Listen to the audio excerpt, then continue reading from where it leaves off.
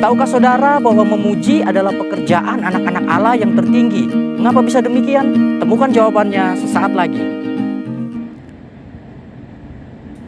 Kasih karunia Tuhan Yesus Kristus menyertai kita semua. Amin. Puji Tuhan. Ya, saudara yang terkasih, memuji adalah pekerjaan anak-anak Allah yang tertinggi. Mengapa bisa demikian? Jika kita baca firman Tuhan di dalam Mazmur 22 ayatnya yang keempat, dikatakan, Engkaulah yang kudus yang bersemayam di atas puji-pujian orang Israel. Ya, dalam terjemahan lain dikatakan bertahta di atas puji-pujian. Saudara yang terkasih, tahukah saudara bahwa tahta Allah adalah tempat tertinggi bagi Allah di seluruh alam semesta ini? Tidak ada tempat yang paling tinggi bagi Allah selain daripada tahta Allah. Dan Allah bertahta di atas puji-pujian. Berarti puji-pujian adalah tempat bagi Allah untuk bertahta. Tempat bagi Allah untuk bersemayam. Itulah makanya dikatakan memuji adalah pekerjaan anak-anak Allah yang tertinggi. Karena melalui puji-pujian, nama Allah, diri Allah dijunjung tinggi dan diagungkan. Jika kita lihat bagaimana kehidupan Daud di dalam Mazmur 55 ayatnya yang ke-18, di situ dia berkata bahwa dia sendiri berdoa 3 kali dalam sehari. Lalu kemudian di dalam Mazmur 119 ayatnya yang ke-164, dia juga berkata bahwa dia memuji-muji Allah 7 kali dalam sehari. Kalau berdoa ia lakukan 3 kali dalam sehari, tetapi ketika memuji dia melakukannya 7 kali dalam sehari.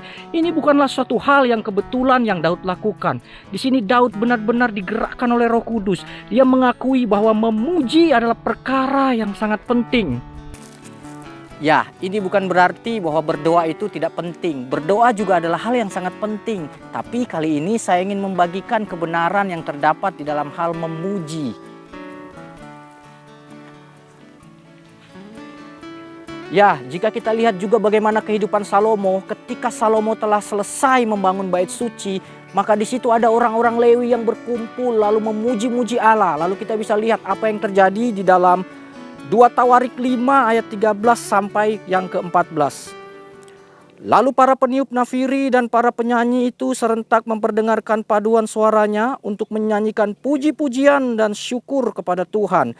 Mereka menyaringkan suara dengan nafiri, ceracap dan alat-alat musik sambil memuji Tuhan dengan ucapan sebab ia baik, bahwasanya untuk selama-lamanya kasih setianya. Pada ketika itu rumah itu yakni rumah Tuhan dipenuhi awan. Sehingga imam-imam tidak tahan lagi berdiri untuk menyelenggarakan kebaktian. Oleh karena awan itu. Sebab kemuliaan Tuhan memenuhi rumah Allah.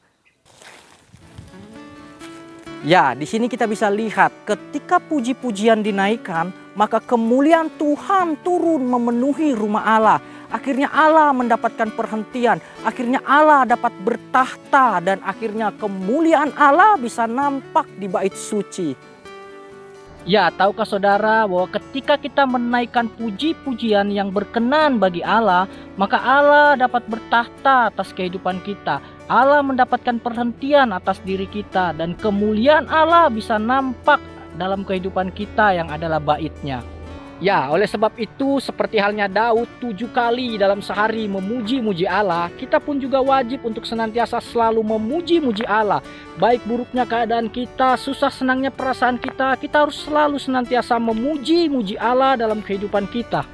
Korban pujian baru bisa benar-benar dikatakan sebagai korban pujian jika dia dinaikkan bukan hanya pada saat keadaan kita baik-baik saja, tapi dalam segala situasi dalam kehidupan kita harus tetap terus memuji-muji Allah. Itulah baru yang dikatakan korban yang berkenan bagi Allah. Ya, sekali lagi saya mau ingatkan, memuji adalah pekerjaan anak-anak Allah yang tertinggi. Karena melalui korban pujian yang kita naikkan kepada Allah, akhirnya Allah mendapatkan perhentian atas diri kita. Allah dapat bertahta atas kehidupan kita.